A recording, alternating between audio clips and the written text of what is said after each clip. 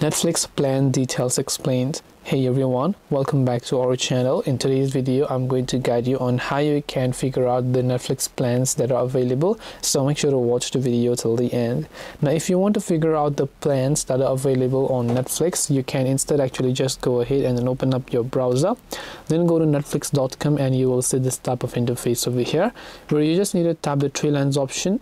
Go to account and let me show you my current plan that I have is the premium ultra HD plan, but there are 4 more plans starting with the cheapest of the cheapest from basic to standard to this my current, which is the premium plan. Now there's also a mobile plan, but for some reason it's not showing up over here. But if you have a mobile plan as well, you can only stream for one device at a time at 480 pixels of quality. Then you have the basic, standard for 1080p, the premium is the most expensive, with ultra UHD plan that you can view up to 4K.